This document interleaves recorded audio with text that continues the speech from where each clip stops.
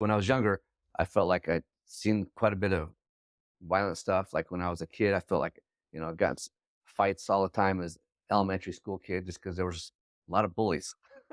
So getting a few fights at like elementary school. I remember I lived by this place everybody called it the Chicano Park, right? Chicano was a word that everybody used back in the days, a Mexican American, right? We lived by the Chicano Park, and on the weekends it was always bumper to bumper lowriders, and there was always fights over there. I had a cousin I remember that got stabbed. I wasn't there, but I was pretty close with him at the time. I remember seeing my cousin get running across the street, and he was all bloody and he'd been beat up, and just saw a few violent things growing up. We had a shooting just back behind us, and so I think I was almost like wasn't sure. It was like I always felt like, man, I got to do things to protect myself. And where I'm going with this is kind of where I think where my career ended up going in law enforcement, in the tactical side of it. As I always felt like I got to do everything to just in case I'm going to get in a fight, I got to protect myself.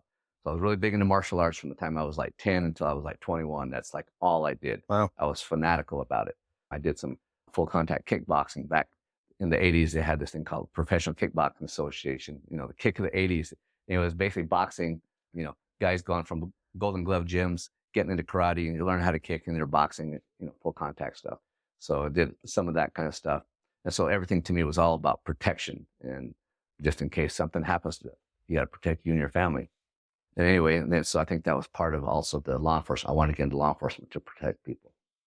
But yeah, so I ended up going to the office, started in the jail. Yep. And I just remember back in that day, the jail was one of the old jails where you had the catwalks.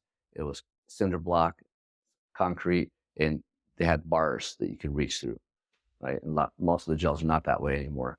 But they would have a cell that had it was supposed to be made for like 14 people, and we'd have like 20 people in there. So there was fights like all the time because it was like just bursting at the seams. And I remember at first I was like, man, this is kind of scary, right?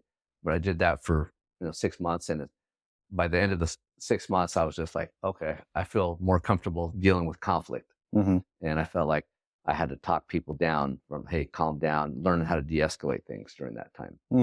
And then, but I was there for a short time, and a buddy of mine, who's now the current Cassia County Sheriff, he calls me up. He's like, hey man, he goes, I work for Heyburn PD. At the time, it was like a 5-man department. I think we had a chief and like 4 patrol guys.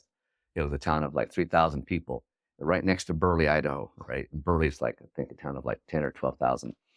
And he's like, come work patrol, man. He goes, it's so much better than being in the jail. He goes, we get to chase people and all this stuff. And we're young kids. And even in high school, both of us were always talking, hey, we can't wait to be cops. And, as a young kid, I don't know, all you think about, at least all I thought about was, I wanted to be like Mel Gibson, man. He's just chasing people, right? Bad guys. That's what I wanted to do. So he calls me up. He's like, we're looking for a Spanish-speaking person and somebody who can pass background check.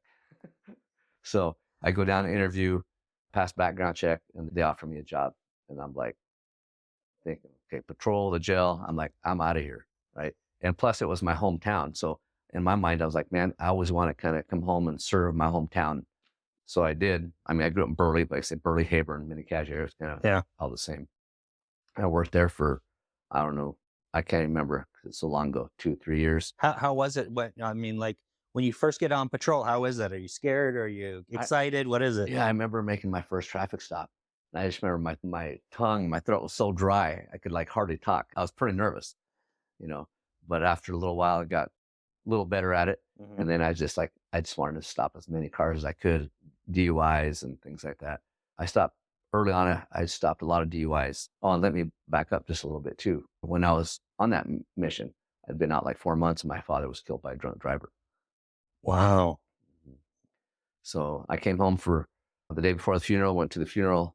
Day after, I went back, finished out my mission, and then came home, did the law enforcement thing. I got hired, like I say, with Heyburn, so I was making a lot of DUI stops back in the day. But it was never like because I wanted to get revenge, or I thought, oh, that's the most important thing. It was just there were just a lot of drunks. Like every other car you stopped back in the day, people were drunk, right? Yeah. And so the hard part at the time was training was not the greatest. Okay. I think my FTO was like, 2 weeks in a car, right? Did you have posts back then or no? We did.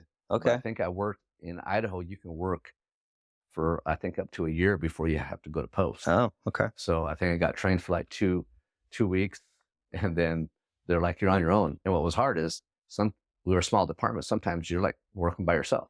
So you go on a call and I'm like, I'm not sure what I'm doing. So county deputies would come help me on occasion, a state trooper, but troopers don't really deal with some of the stuff we deal with. So they didn't always have an answer for me unless they were prior deputies or city police officers.